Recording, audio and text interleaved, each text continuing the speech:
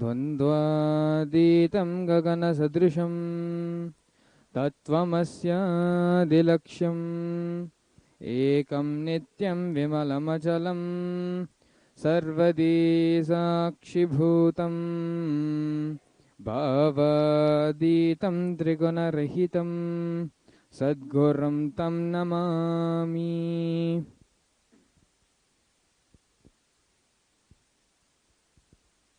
Nithyanandam, welcome each and every one of you joining us, sitting with us here today on Nithyananda TV, Kailasa's official TV channel. Today's segment of the Vakyartha Sadhas, of the Vakyartha Sadhas. Vakyartha Sadhas is a beautiful way where in Hinduism the different and topics are opened up and they're discussed, debated about for the sake of having a deeper and deeper understanding about it. Swamiji, through his effort, the Supreme Pontiff of Hinduism, Jagat Guru Mahasannidhanam, His Divine Holiness, and the discussed has been spending the last so many years reviving the Hindu nation, Sri Kailasa. As a part of the effort, Swamiji has opened up this Vakyartha Sadhas to all of us, where connecting from around the globe, we all come today here, sit, and discuss the various topics Swamiji has presented in the Satsang. Vakyartha Sadhas is very similar to our digestion system. Whenever we hear the Satsang from Swamiji, it's like eating the food. But only when we have the Vakyartha Sadhas, only when we do the drilling and churning of the truth, only then the digestion happens and the essence of it gets absorbed into our system. Swamiji beautifully shares that the first 25% of imbibing a truth happens when you hear the truth from the Master. The second 25% happens when you do the contemplation, manana, inside yourself about the truth. The third 25% happens when you have the Vakyartha Sadhas, when you sit with other people and have the debate, the Vada Prativada about the truth. And the last 25% happens when we internalize, when we start practicing it in our life, the Jivartha Sadhas. So, before we enter into today's Vakyartha Sadhas, let's watch a short clip from where Swamiji he himself explains the importance of Vakyartha Sadhas and why Vakyartha Sadhas should be done every day. Please stay tuned.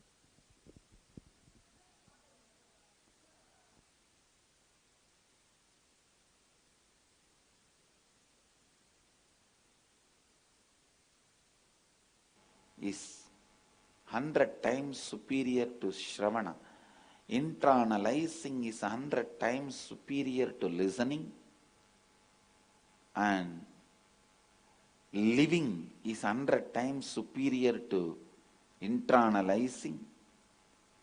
Nirvikalpa Samadhi, living Advaita, is infinitely superior.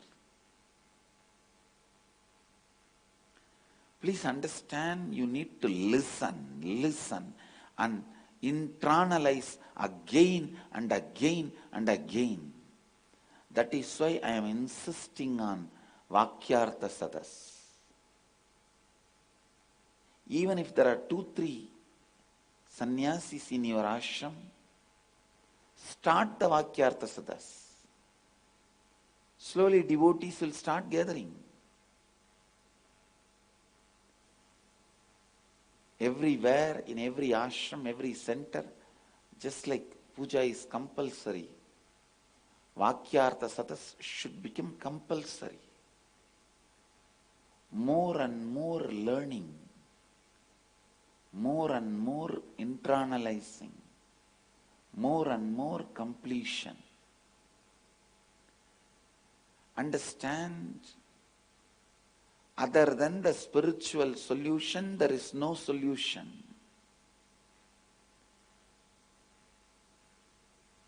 How much ever you try to find any solution for any problem, whether it is personal, professional, organizational, intrapersonal, and interpersonal. Interpersonal is direct fight. Intrapersonal is cold war. You won't fight, but you will be waiting. See, it's like a Directly when you fight, it becomes like equal fight. But I have seen many cunning fellows, they won't directly fight. They will wait. At some point, they will get that neutral person position. That time they will use that position and attack.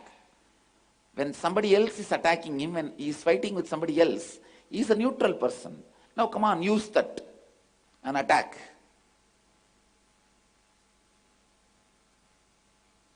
Violence. How much ever you hide, how much ever you keep inside, and how much ever cunningly you plan, finally it is going to stink inside you, not anybody else. Whether it is interpersonal problem, intrapersonal problem, organizational problem, professional problem, or personal problem, the only way anything can be solved is spiritual solution. Vakyartha Sadhas is the best way for a spiritual solution. Discovering spiritual solution for any problem.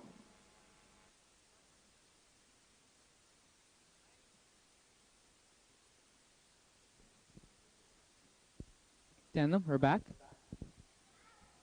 So Swamiji beautifully explained the importance of Vakyartha Sadhas and why we should have the Vakyartha Sadhas every day.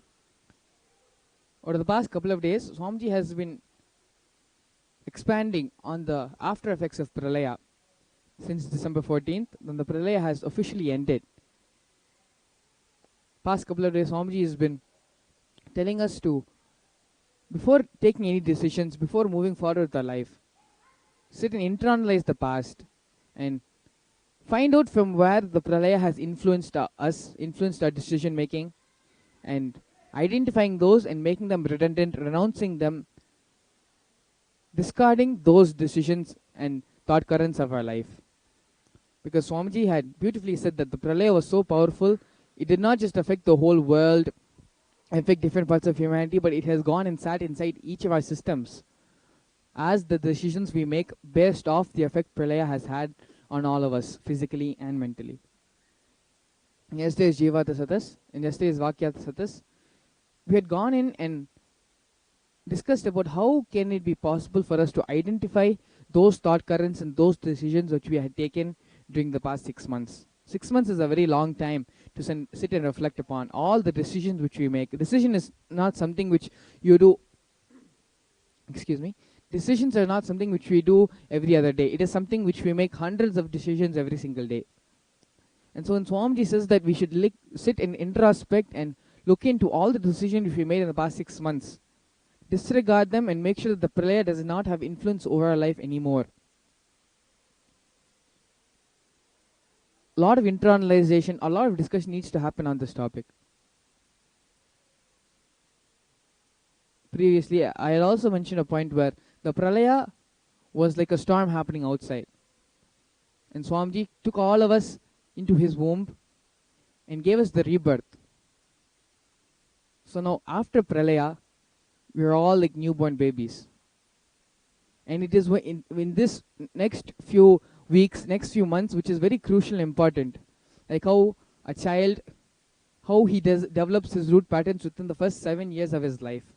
The same way we need to develop the perfect and best powerful cognitions within the first few weeks, first few months of the rebirth, so that we can have a blissful life going forward. So, along with me, myself, Sri Nithyananda, we also have a few devotees, few disciples joining us around the world for today's Vakyartha Sadhas. We have Rajananda Maharaj joining here along with me from Adi Kailasa Birdi. We also have around the world from Canada and from Chennai. We have Ashitoshananda, Shri Nithyananda, and Renoshan Edmund, all joining us from Canada. We also have Murli joining us from Chennai. Thank you all so much for joining us here today. So, before we enter into the Vakyartha Sadhas, let me just go ahead and introduce myself a little bit. So, I came to Gurukul back in 2011. I'm a Gurukul Balasant, and at the time I didn't have a logical reason why I wanted to come to Gurukul. My life was going well outside. Lived in the U.S., had got good grades. There's no. Even now looking back, I couldn't identify what went wrong with my life, or why did I suddenly feel that I needed some other, an alternative lifestyle. But after seeing Swamiji, after listening to his satsangs, it is just a deep seeking, and it's just like a pull, a magnet, like a magnet which is pulling me, a lodestone. And after that, after a few months, I came and I joined the Gurukul. After coming here, I understood that this lifestyle is not an alternative lifestyle, which a lot of people like to think it is, but it is the only lifestyle in which you will be able to live, in which if you live, you'll be able to achieve success, able to achieve real contentment and fulfillment in your life. So ever since coming here to Gurukul, have so many experiences, so many miracles have happened in my life, happened in the life of my family as well. And it's just been one long journey since coming here, and journey still goes on. So that's all about me. I'm going to let Rajananda Maharaj introduce himself now. Nithyananda. My name is Shri Rajananda. I came to Gurukul when I was 14 years old, and I've been connected to Swamiji since then. Before that, I met Swamiji in USA, and progressively he has taken me deeper into seeking. Actually, as a 12-year-old, 14-year-old, growing up, I had a good exposure to Hinduism, though I am from America. But my parents really helped ensure that Hinduism was a big part of my daily life and a big part of my everyday or every week thing, so that we would regularly attend to temple and regularly attend to spiritual activities. And with that, and taking Swamiji from there, Swamiji has taken me from there to giving me a lot of spiritual depth when it comes to the Hinduism, and he has helped me, train me in the pujas and temple requirements, and blessed and initiated with learning agamas. So I had a tremendous opportunity, and I'm very grateful to Swamiji for giving me this life and giving me such a cherished life that I hope I can do my best to cherish and help others also have. Thank you.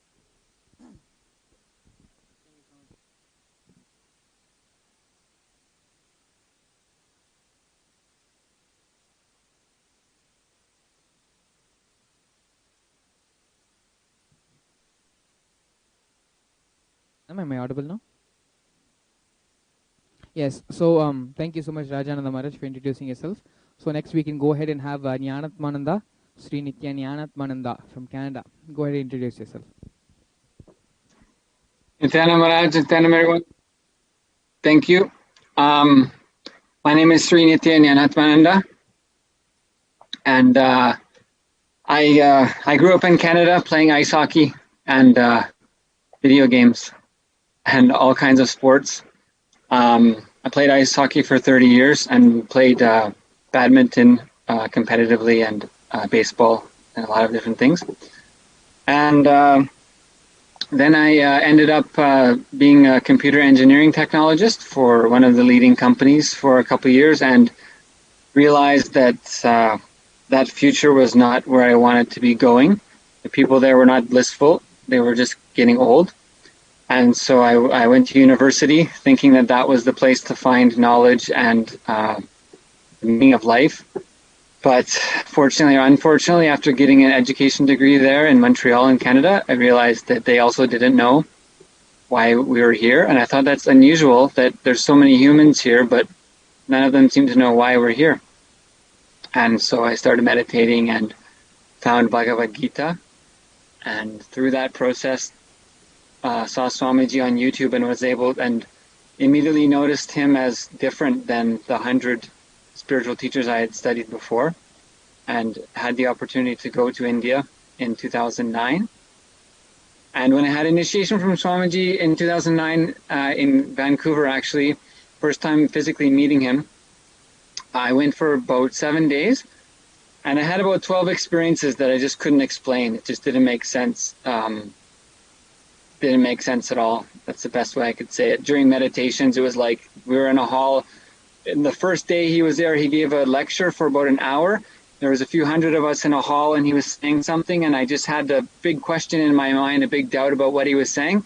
So in my head, I was kind of shouting it out, like, well, what about this? What about that? And he looked at me in a hall of 400 people and pointed at me and said the answer. And about 12 things like that happened during the first week. And so I was left. I went back to my hometown, and I just kind of walked around the city for the next 3 days, just thinking, like, what happened? Nothing I know is real, and I have no idea what happened during this week, but I'm going to find out more. So I had an opportunity to go from there and get further initiations from Swamiji. So it's been beyond beautiful and the best thing ever. Thank you so much, Aya, for sharing. Next we have Ashitoshananda. You can go ahead now. Yes, Nithyanandam. My name is Shri Ashitoshananda. I am also a born Canadian. I as well was playing a lot of sports when I was a child, and I also played video games. So when I studied mechanical engineering, a little bit of business and finance, one thing leading to another, I ended up teaching English in Vietnam for 2 years, and playing video games and teaching English, living a very good life. Like, I had a very sweet life. I used to work like 2 hours a day, making a lot of money for the lifestyle requirements of the place where I was. And I had my motorbike, which was one of my dreams, and, near the beach. And I was living a very good life.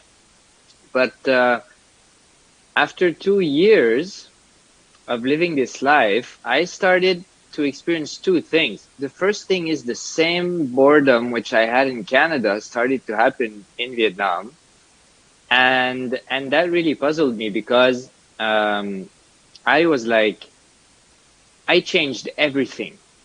I changed the environment, I changed the language, I changed the culture, I changed my lifestyle, I changed pretty much everything that you can change in your life. And after 2 years of such a drastic change, I'm still bored. Like, there's a problem, and I don't know what to do with my life, and I'm unfulfilled. And so that really shook me. And near the end of my stay, I also had a weird heart pain or a heart problem, which was very strange, because, like I mentioned, I used to be very active throughout my childhood as I grew up. So I never really had health issues. And I went to the hospital, and they told me nothing was there, but I was like, no, something is there. I don't feel, something's off. Something doesn't feel right. Then I had to come back to Canada to renew my visa. And then one thing leading to another again, my mother told me that Swamiji was hosting an inner awakening program, a retreat, which I had told my mother in the past that I would attend the retreat at some point. But and then she told me that it was in Varanasi, and in the Varanasi is the place where people leave the body and experience moksha, experience liberation. So when she said that, I was like, yes, I need to go die, because I really felt I was dying. Actually, the experience I had in my heart is I felt the life energy was leaving my heart, and it was a little bit frightening. And when she told Varanasi, I was like, oh yeah, I'm going. Like within a day, I just, I went 180 degree, and I was like, yes, I want to go. And then I read the book, Science of Living Enlightenment, to prepare myself to receive from Swamiji. And as I was reading the book, I had many experiences, like weird stuff. Like I was also, at one point in the book, Swamiji talks about Hanuman. And the first moment I read the name Hanuman, something happened in my body. Like my cells were vibrating. I had goosebumps. I had like energy flow gushing out.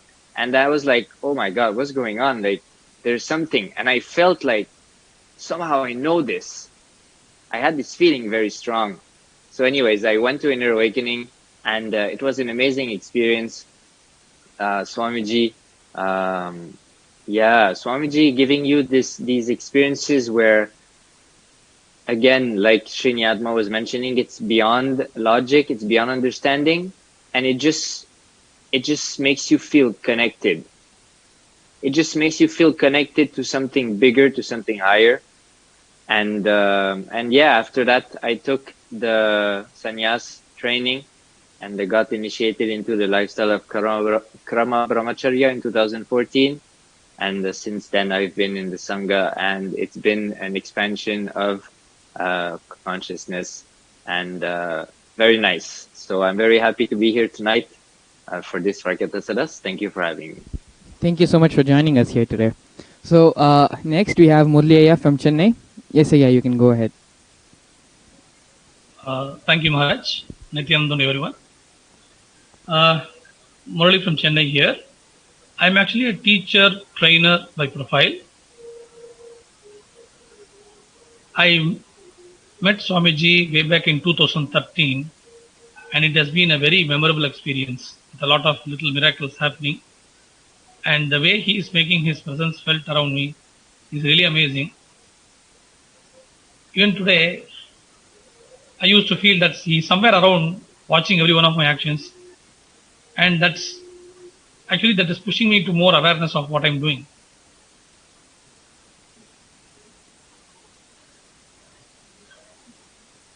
And Swamiji talks about our being unconscious, not being aware of what we are doing. And I didn't know what that meant till I met Swamiji and listened to his Satsangs and actually practicing his teachings in my own way.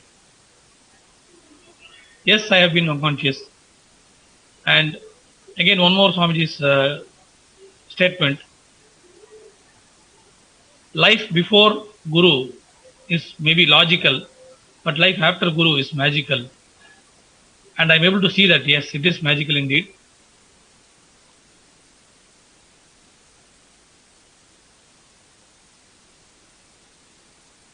And there are times when I realize that whatever he is teaching is not something that I've never known. That these values already exist in me. Only thing I have to imbibe them, practice them with more intensity and more consciously. And if I do that, many more miracles are just waiting to happen, bursting to manifest through me.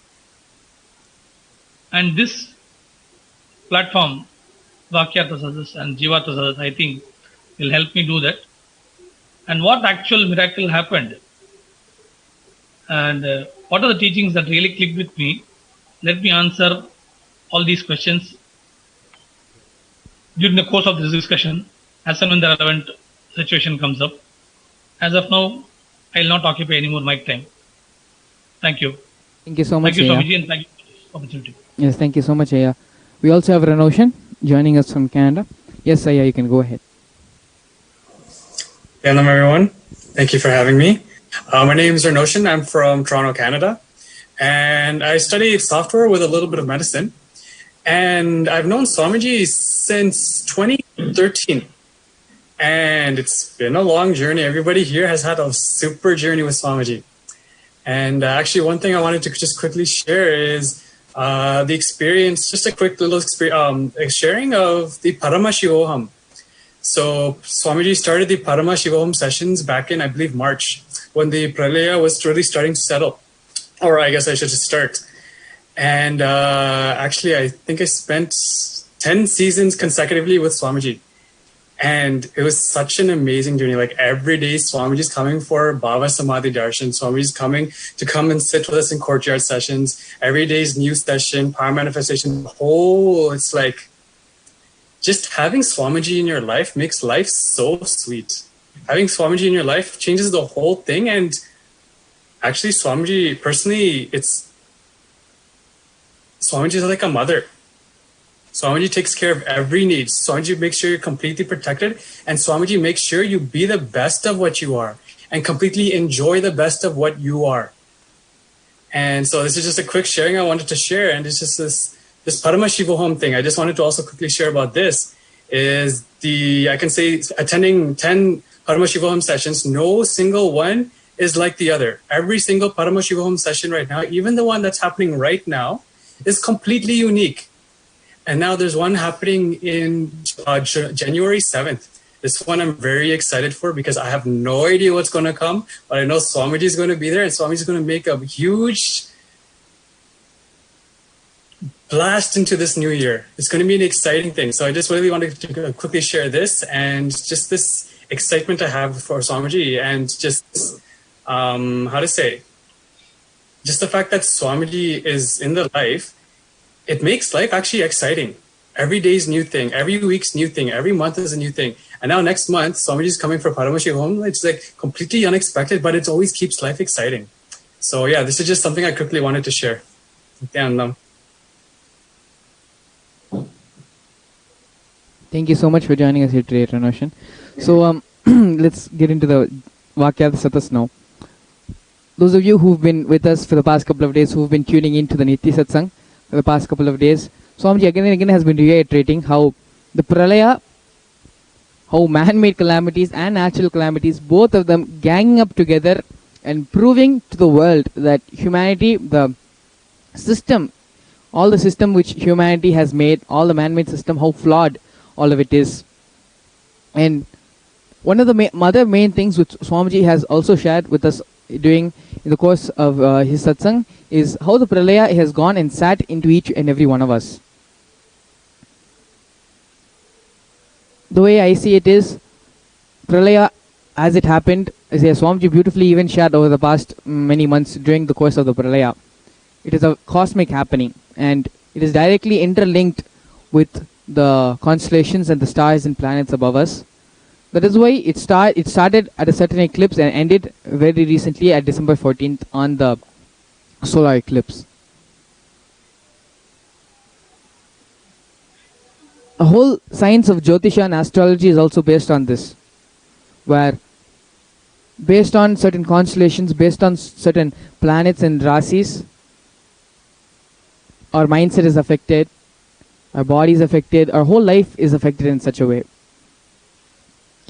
So Pralaya having that effect on all of us, on everyone on the planet, the decisions we have taken based on that. Swamiji beautifully says that each thought is a matter.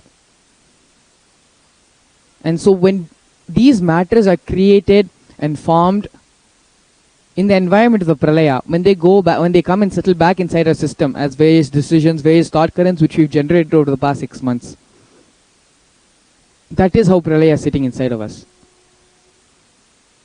Swamiji beautifully even shared that Pralaya is such where you are put into delusion and you do not even know that you are deluded. Excuse me. It reminds me from that scene in Matrix, where everyone is in the rat race and they don't even know that they're in the rat race. That's the most scary thing. Swamiji even gave the antidote for this. He said, everyone is put into delusion and they do not even know that they're in delusion. When someone tries to poke it out, they get angry and irritated with them. That is why the only solution for this problem is to see everyone as Paramashiva. When you see everyone as Paramashiva, naturally you will not carry any enmity towards the person who's trying to correct you, who's trying to groom you. You will view that person as Paramashiva and say Parama himself. Like for example, between myself and Rajananda Maharaj, when we both view each other as Paramashiva, naturally I'll correct him out of love and out of care that he is also Paramashiva, he is also a part of me, he is also my son. I need to make sure that he's groomed well and he comes out as a beautiful person. And the cognition which he will also have is, yes, he's Paramashiva, he's correcting me, he's doing me a favor. Why do I unnecessarily need to cherish anger and create vengeance and violence? He's doing only good to me. Let me accept it.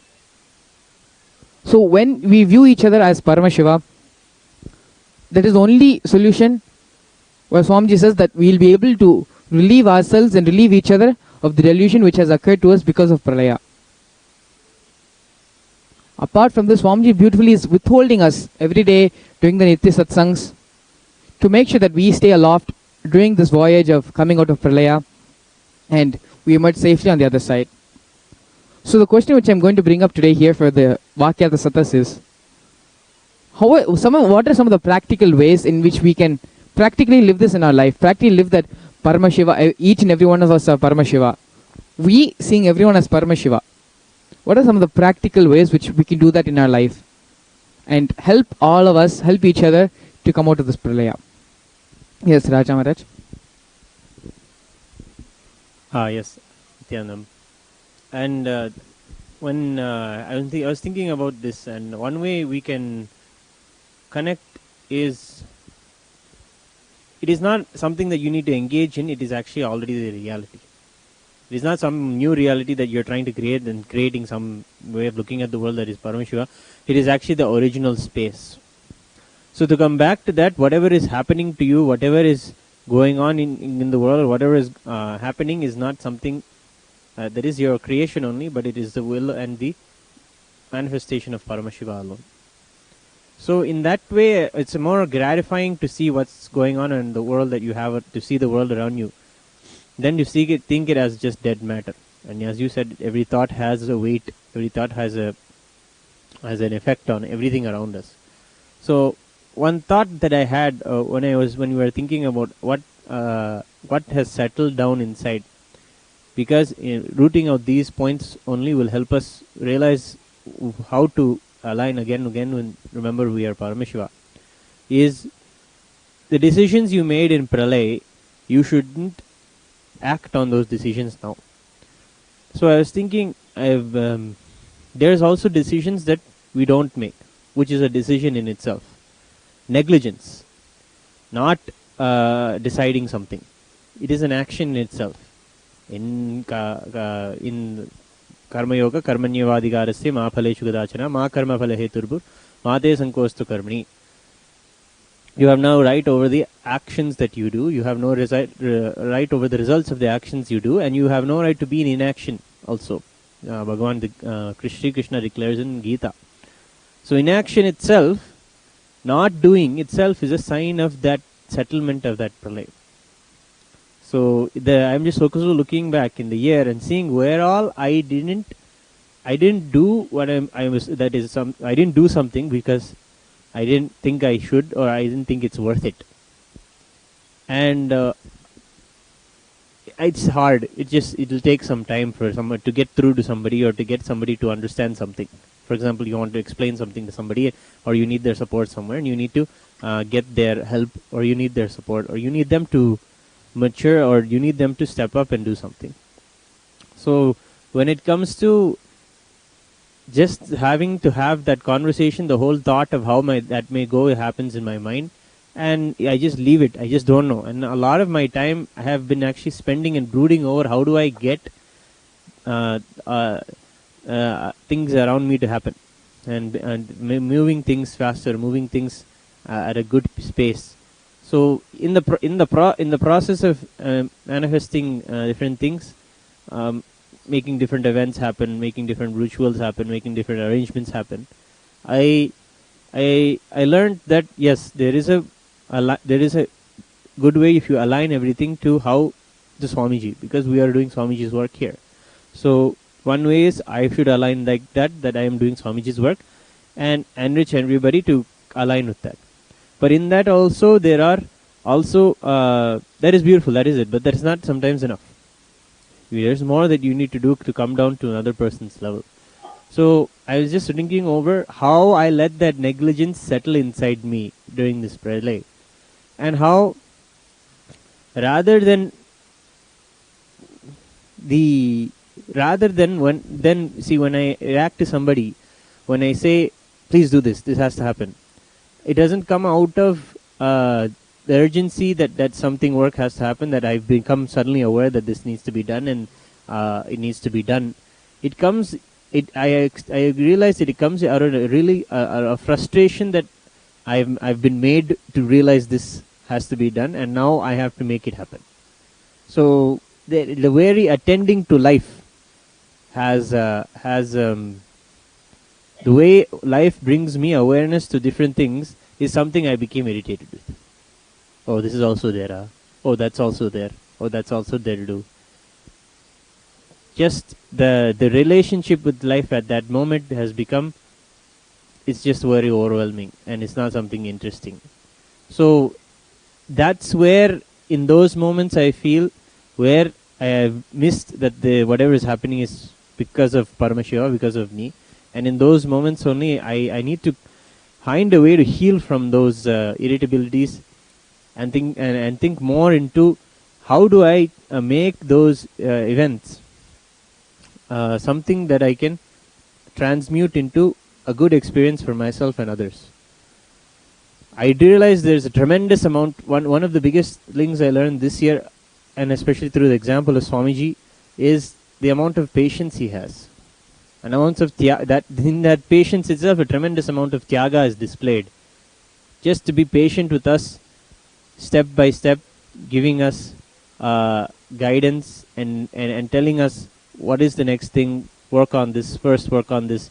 Work on this. And every satsang is that message. Every satsang, he has a message for each individual where you can see exactly where he's talking to you and what he's pointing out in you. And everybody has that experience. I hope here in the Vakyartha Sadhas, whenever we sit and see Swamiji's satsang. So these are the points where I feel I am not able to say that I am Paramashiva. So if that's an answer to your question, Maharaj, I know the space of Paramashiva, the powerfulness of it, but where I am not able to, I just wanted to express. And going back to those moments and finding myself again and again having to deal with, like how I reflected really well with how Ashitoshananda said that he was 2 years after living in Vietnam, he still felt the same boredom. He changed everything, but it's the same. So there's something in him that manifested everything around him. So I still feel, yes, there's something in me that's manifesting all this way of looking at the world. So how do I change that thing that's inside me? And how do I move from changing that into something powerful? That I am Paramashiva, it is possible to see everything in a different light. Thank you so much, Maharaj. Actually, a very beautiful point which Raja Maharaj brought up is, it's not something that we need to achieve, it's something that we need to look in and reflect and re-become. We're already Paramashiva. We just need to re-identify ourselves with that identity. So it's actually a very beautiful point which Raja Maharaj has brought up. So I'm going to go ahead and let Ashitoshananda to go ahead and share his points, his views, and yes, please go ahead. His powerful cognitions. Yes, Nithyananda Maharaj. First thing for me, one thing I want to share is Swamiji was saying in one satsang that in the name of practicality, you guys discard me. You will listen to what I'm saying, you'll say, oh, that is great, but how do I practice it? And under that question, through this question, you push me aside. So that was when I heard that, that really impacted me because I could relate to that.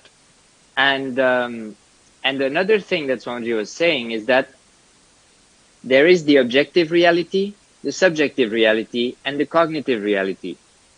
And you do not have power in the objective reality nor in the subjective reality. You have power only in the cognitive reality. So if you use your power in the cognitive reality, you can change the subjective reality and objective reality because they come out of the cognitive reality. So Swamiji is constantly sharing powerful cognitions. And Swamiji is telling us these cognitions are the source of the subjective reality and the objective reality. If you change your cognitions, you can change the way you experience things, and you can actually change even things. When we manifest powers, we actually change the objective reality. For instance, moving the coconut. So when Swamiji was sharing, see everybody as Paramashiva, Ashitosha was cognizing how, okay, that's the cognition. And one of the first clicks Ashitosha had by imbibing this cognition and contemplating, doing manan on this powerful cognition, is that when everybody is Paramashiva, the comparisons stops. You stop comparing. One of the things Ashitosha realized is that because we label things so easily, we get stuck in this comparing. And Swamiji said that when you compare, it actually blocks the throat chakra, the Vishuddhi chakra, and that does not allow the Kundalini to flow properly in the system, and therefore you cannot radiate your full potential. So the comparison has to drop, has to disappear, and this powerful cognition does that. Everybody is Paramashiva. One of the other clicks which came along with that is that seeing everybody as Paramashiva, one of the way that Ashitosha cognizes that is that everybody is a being who took a body for the sake of exhausting karmas and achieving moksha. So when you relate to people as a being who embody the body to exhaust karmas and realize moksha, coming back to the original space, like Sri Mangala Maharaj was mentioning, that liberation, and Rajananda Maharaj also mentioned it. So when you see people as a being, the way you decide to relate to them is different. When you start to realize that powerful cognitions raise the frequency of your consciousness, it gives you shifts in the way you cognize things, and it makes you basically more blissful, more powerful and more blissful, then you start to realize that, oh, powerful cognitions are good for my being. They're good for me.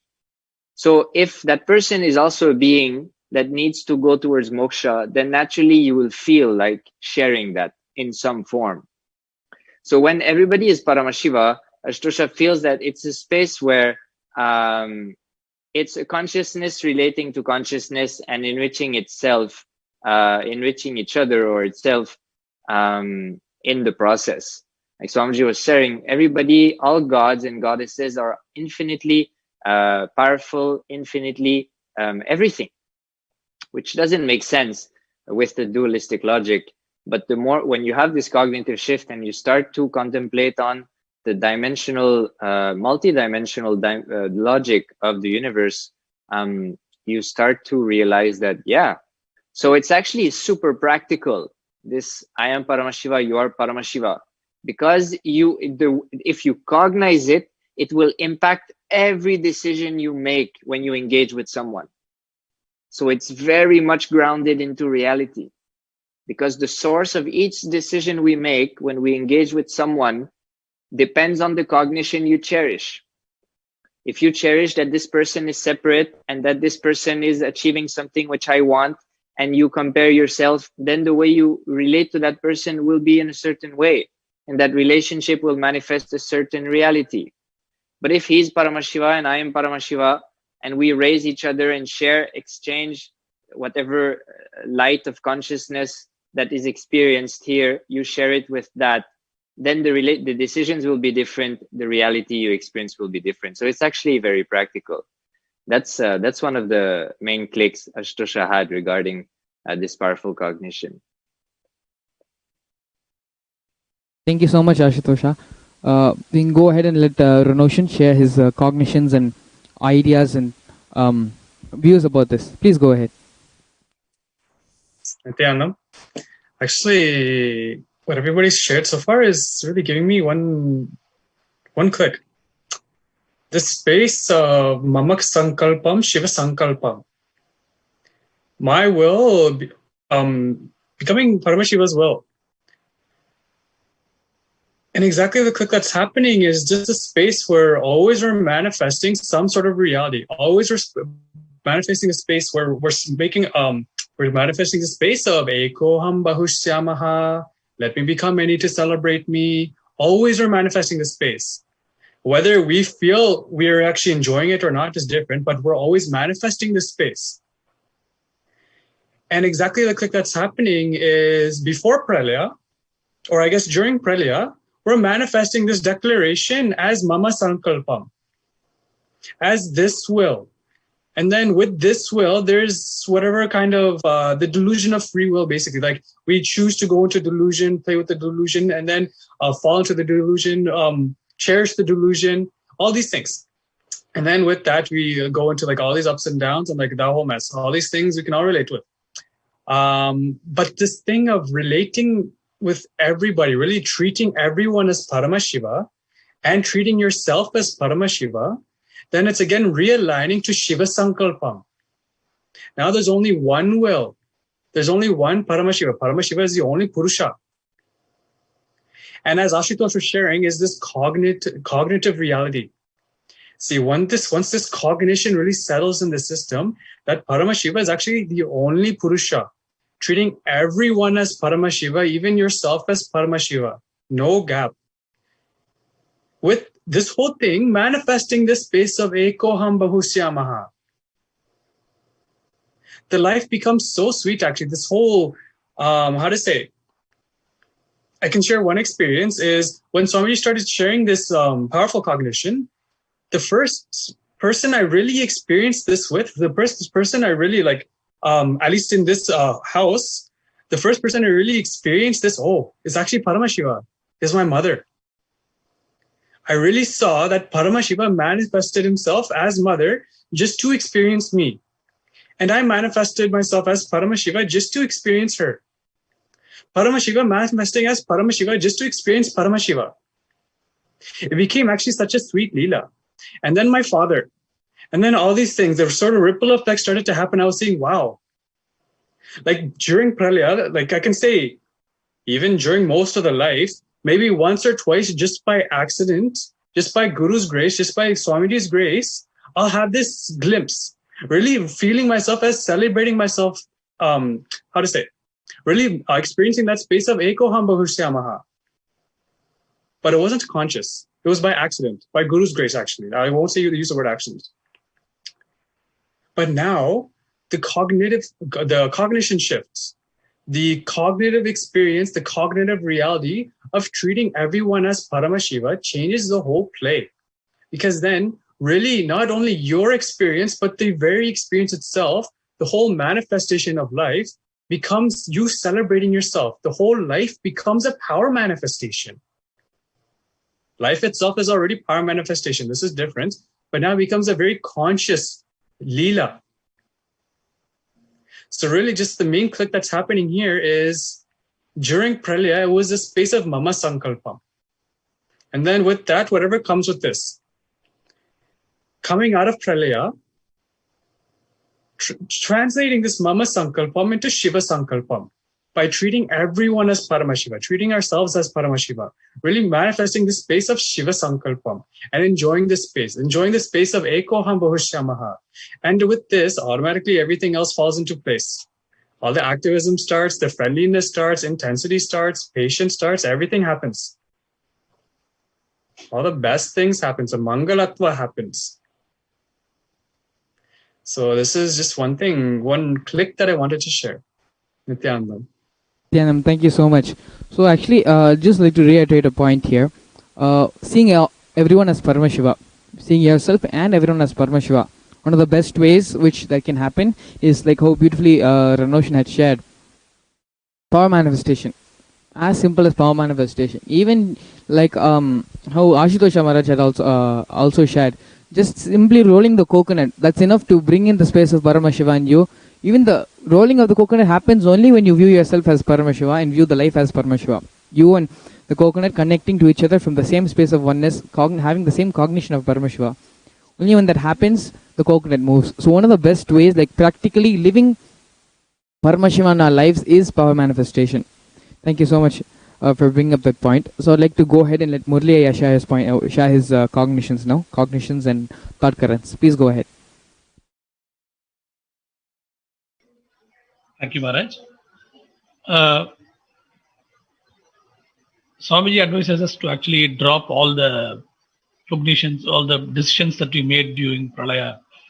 Now, when I think of that, like when the very first reaction when he said this in the satsang, I wondered what exactly is the decision I made. And then I realized that every minute I was actually trying to judge myself, judge the thing, what I'm going to do at the end of this Pralaya.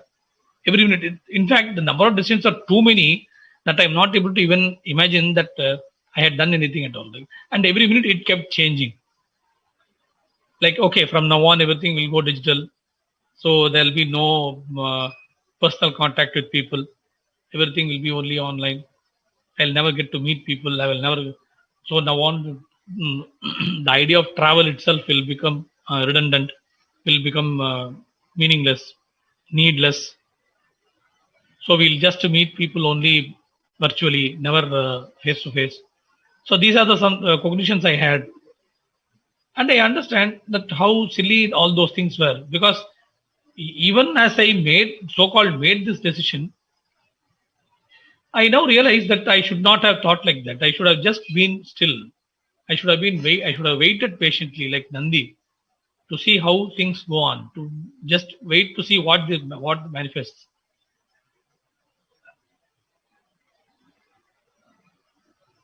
There's no point in just rationalizing every minute. Now I understand that, and based on that thinking, that reasoning, if I have to look at people, and Swamiji was saying in the satsang, everybody is waiting to get hurt. I don't know who got hurt because of me, but I remember myself getting very irritable very easily, and I couldn't explain why I was getting irritated with anybody. I was not able to understand why certain ways of response of people irritated me and all that. But I realized that I should have been more complete. I should have been waiting to see how people respond, what things manifest as, before I even make any judgment. So first of all, let me cognize myself as Paramashiva, and then let me look at the Paramashiva in the so-called others. I think that is what will help me change the space around me. This is what I feel I should be doing. Because I cannot judge others based on my irritable mindset. I should deepen my listening, lengthen my waiting time, and hence cognize the Paramashiva in me, so that I can cognize the Paramashiva in everybody else. So there is a click that I got out of Swamiji's teachings and what Renoshan and Ashitoshananda had shared. Thank you. Thank you so much, Aya. So I'm going to let Jnanatmananda go ahead and share his powerful cognitions and thoughts on this, and thought currents on this. Please go ahead. Nithyananda, thank you, Maharaj. So about practical ways to treat everyone as Paramashiva. That's the understanding from here. What I did was just when I'm with people, I just remember that there's Swamiji, and pretty much that's it. I just constantly sort of stop and remind myself, okay, that person's Swamiji. So then I just see them as Swamiji, and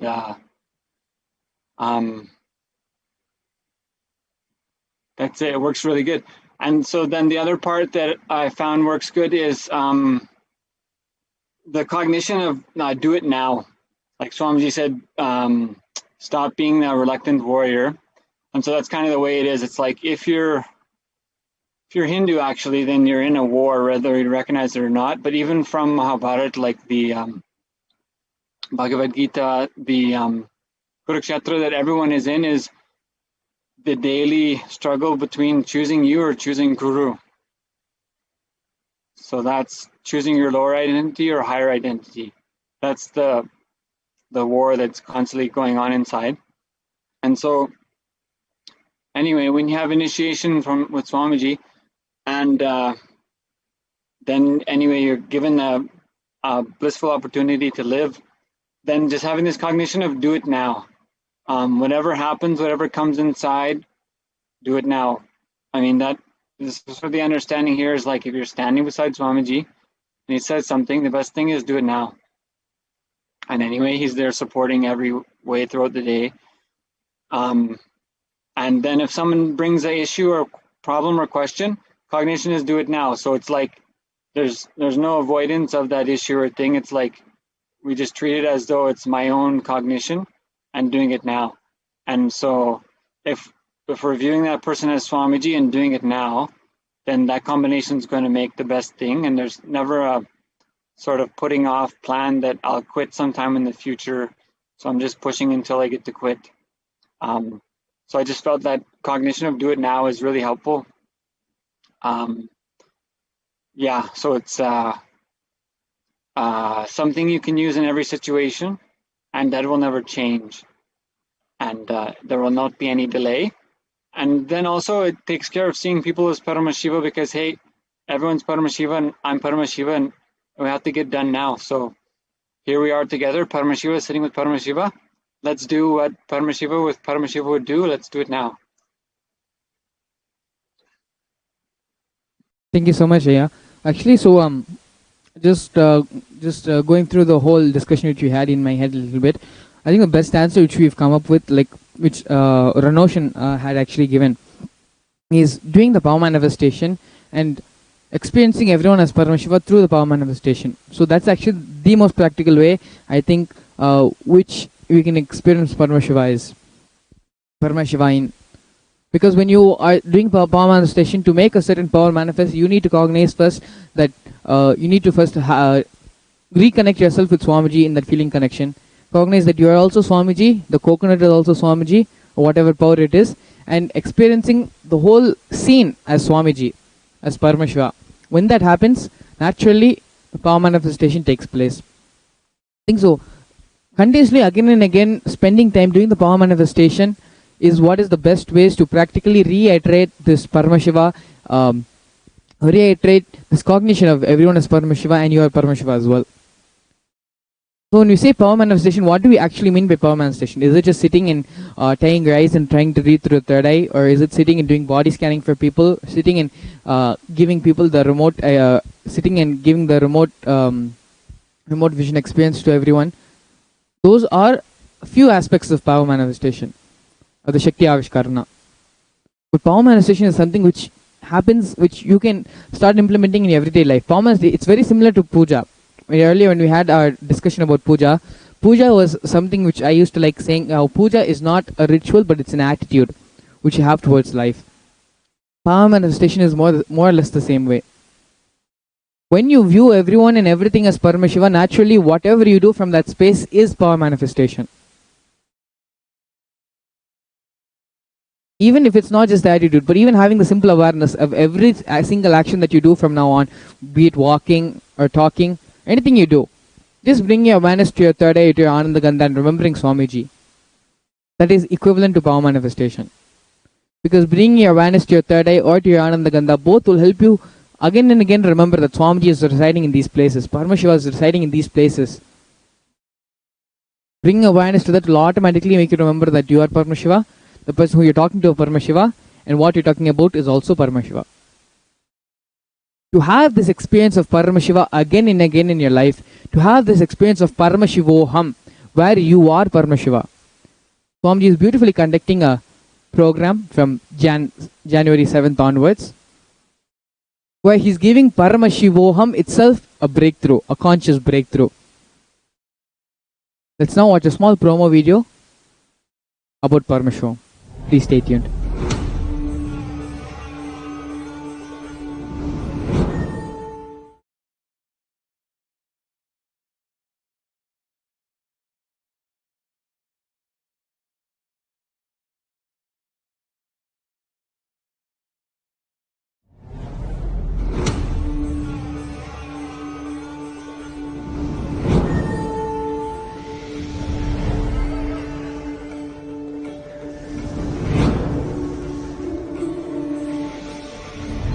The time is right. The world is ready.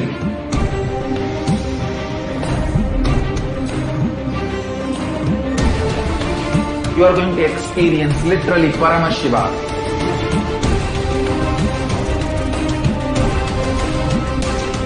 Most powerful, intangible but definitive, intense processes.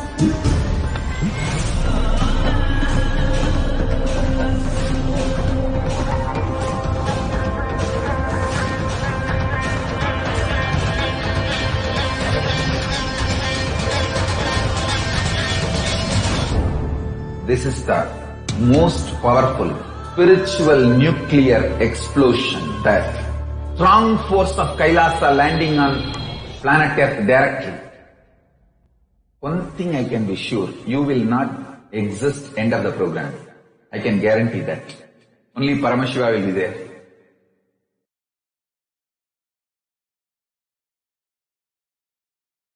Yes, we're back.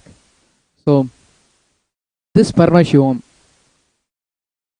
over the past complete year from January onwards, continuously the Paramashivam program has been happening.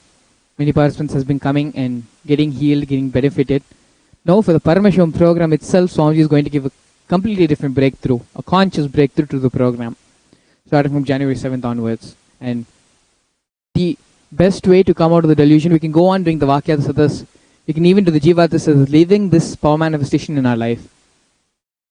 But when we have someone who is already living in that space of Paramashiva, when he is going to gift you that space, what is more easier than experiencing Paramashiva in that way?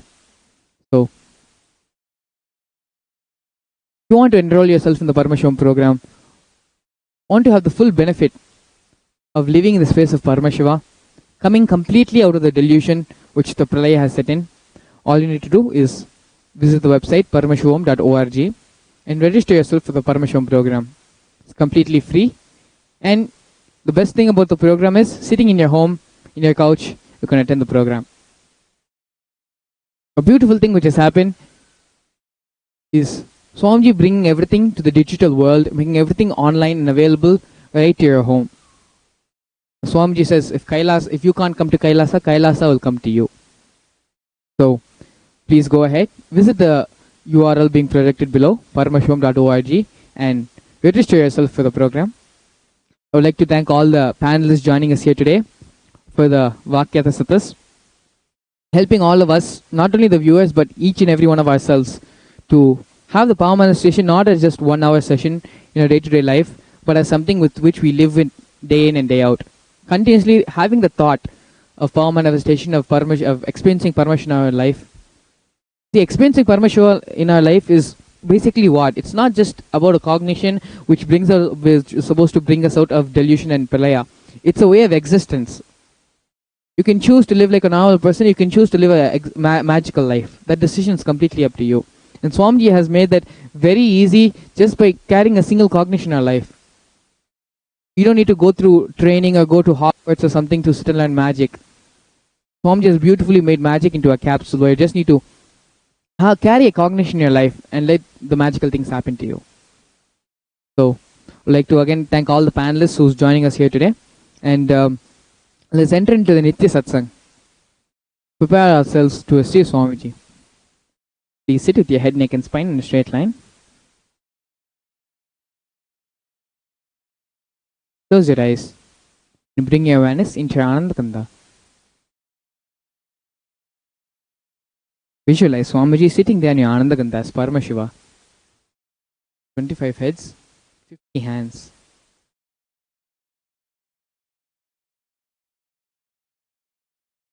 Allowing the mantra to vibrate throughout your entire body. The Mahavakya Om Nithyananda Paramashivoham. Om Nithyananda Paramashivoham. Om Nithyananda Paramashivoham.